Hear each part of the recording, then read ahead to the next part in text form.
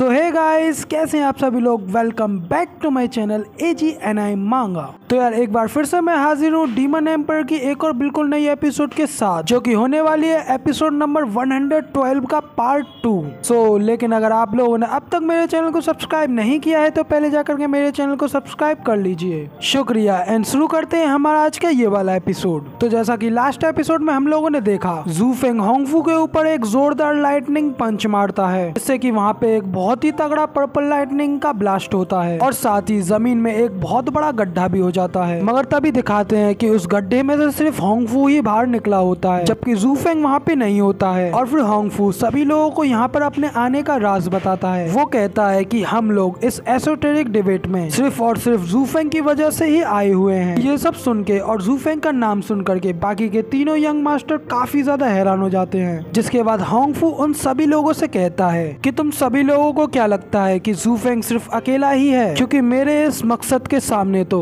इस तरीके की एसोटेरिक डिबेट भी मेरे गोल के लिए वर्दी नहीं है। और साथ ही होंगफू किंग टियान उन सभी लोगों से कहता है कि तुम मूर्ख लोग हो, तुम सभी लोग बस यही समझते हो कि जू फेंग अनवर्दी यानी कि अयोग्य है, क्योंकि तुम्हें लगता है कि वो सिर्फ एक स्ट्रॉन्गेस्ट कल्टीवेटर है। बट लेकिन अगर मैं तुमसे ये कहूँ कि वो जू फेंग, सर लैंग और डूजी चैंग फेंग की तरह ही पावरफुल और टैलेंटेड है, उसे सिर्फ पावर और सत्ता हासिल करने की जरूरत है और वह इस सब को हासिल कर लेने के बाद किसी की भी पहुंच से भी ज्यादा ऊपर उठ जाएगा। इसीलिए हम लोगों को सबसे पहले उसके उन पंखों को काटने की सबसे ज्यादा जरूरत है, इससे पहले कि वो अपने पंखों को पूरी तरीके से फैला पाए, वरना हमारे ये 7 हाउसेस उसके सामने कुछ भी नहीं रह जाएंगे। इसके बाद होंगफू योमिंग वैली के यंग मास्टर से पूछता है कि अब तुम मुझे ये बताओ कि क्या तुम अब भी इस एसोटेरिक डिबेट को एक बोरिंग खेल के अलावा कुछ और नहीं समझते।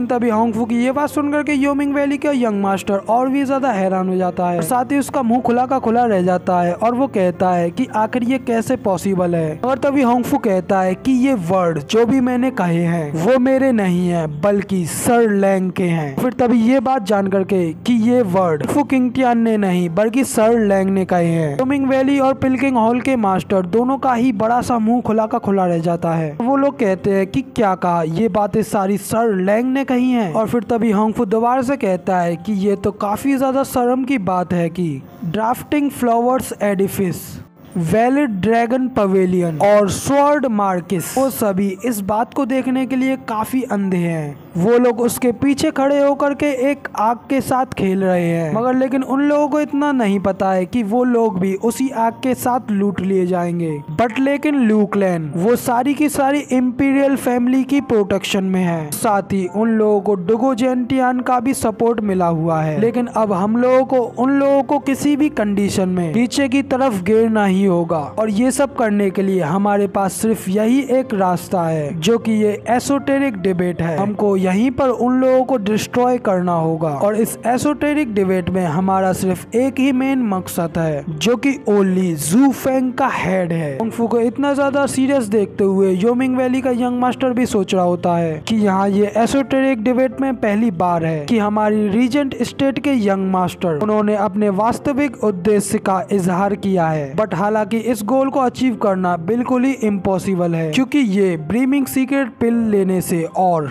स्पिरिचुअल बीस्ट को फेस करने से भी ज्यादा मुश्किल है। और फिर तभी योमिंग वैली का यंग मास्टर होंगफू से कहता है कि एल्डेस्ट यंग मास्टर, अब आप हमें बताएं कि हम जू फेंग को प्योरिंग करने के लिए कैसे जा सकते हैं, क्योंकि हमारा सबसे अच्छा मौका तो सिर्फ तभी तक था जब हम लोगों ने उन सभी लोगों को घेर लिया था और जू फेंग को वहाँ पे रुकने के लिए मजबूर कर लिया था। लेकिन इस समय हमारा वो वाला प्लान भी फेल हो गया है, और अब तो वो सभी लोग और भी ज्यादा चौकन्ना हो जाएंगे और इस सब को काफी ज्यादा हार्ड बना देंगे। तभी होंगफू भी कहता है कि हाँ, वो मौका हमारे लिए सबसे ज्यादा बेस्ट था। और फिर होंगफू वहाँ से हंसते हुए जाते हुए कहता है कि उस पंख के पास सिर्फ एक ही बिट है, अब उसके पास जो कुछ भी बचा है वो है सिर्फ जहर के असर का इंतजार। लेकिन तभी ये बात सुनकर के वो लोग और भी ज्यादा चौंक जाते हैं। तभी होंगफू कहता है कि उसे क्या लगता है कि वो यहाँ से बच करके निकल गया है, और वो बिल्कुल ठीक है। लेकिन ये नहीं है, क्योंकि ये सर लैंग का पर्सनली डिजाइन मास्टर प्लान है और इससे तो उस चालाक जू फेंग की भी बच करके निकलने की कोई उम्मीद नहीं है। और फिर इतना कह करके होंगफू किंग टियान जोर जोरों से हंसने लगता है। फिर तभी योमिंग वैली का यंग मास्टर पिलकिंग हॉल के यंग मास्टर से पूछता है कि क्या तुम्हें नहीं लगता है कि होंगफू किंग टियान ने अपनी स्लीव कुछ ज्यादा ही ऊपर उठा रखी है। बट लेकिन अब जब सर लैंग ने खुद ही इस चीज में इंटरफेयर किया है तो फिर जरूरी ये डील पूरी तरीके से कंप्लीट होगी, क्योंकि सर लैंग को तो नंबर 1 योजनाकार माना जाता है। उनका कि अभी तक फेल होने का बिल्कुल 0 रेट है। लेकिन फिर तभी हमें वापस से ग्रे एम्परर का सीन दिखाया जाता है। वो उन सभी लोगों को देखते हुए कह रहा होता है कि मैंने टियान यू के अनवांटेड कंट्री वर्ड के बारे में सुना है, बट लेकिन ये कभी नहीं सोचा था कि वो अपने एक जूनियर से निपटने के लिए खुद को इतना ज्यादा नीचा दिखाएगा। ग्रे एम्परर कहता है कि हेवन सेकंड ड्रैगन लॉर्ड सच में काफी ज्यादा टैलेंटेड और पावरफुल है, लेकिन अब जब उसके पीछे लैंग वूचेंग भी है। और फिर साथ ही वो जू फेंग के बारे में कहते हैं कि काश जू फेंग, क्या आप जानते हैं कि आप चालाक और समझदार दोनों लोगों के अगेंस्ट में खड़े हैं, और अगर तुम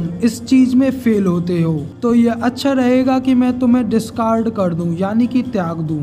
और फिर साथ ही ग्रे एम्परर खुश होते हुए कहता है बट लेकिन अगर तुम यहाँ पर जीतते हो तो फिर तुम मेरे लिए बहुत ही ज्यादा वैल्यूएबल रहोगे। और फिर इतना कह करके ग्रे एम्परर जोरों से हंसने लगता है। लेकिन इसी के साथ ही हमारा ये वाला एपिसोड यहीं पर कंप्लीट हो जाता है। अब इसके नेक्स्ट 2 एपिसोड अगले सैटरडे को रिलीज होंगे और वो जैसे ही रिलीज होते हैं मैं उनको भी एक्सप्लेन कर दूंगा। लेकिन जब तक मैंने एक नई सीरीज को स्टार्ट किया है और वो सीरीज भी सच में काफी ज्यादा बेहतरीन है, इसीलिए तब तक आप लोग उस सीरीज को एंजॉय भी कर सकते हैं। मैंने उसका लिंक डिस्क्रिप्शन में दे दिया है। अब अगर आप लोगों को हमारी ये वाली वीडियो पसंद आई हो तो यार एक लाइक कर देना, साथ ही कमेंट में बताना कि आपको हमारी ये वाली वीडियो कैसी लगी। और इसके नेक्स्ट आने वाले एपिसोड्स को देखने के लिए मेरे इस चैनल को सब्सक्राइब जरूर से कर देना। जिसके बाद मैं मिलता हूँ आपसे अगली वीडियो में। तब तक के लिए टाटा बाय बाय, फिर मिलते हैं।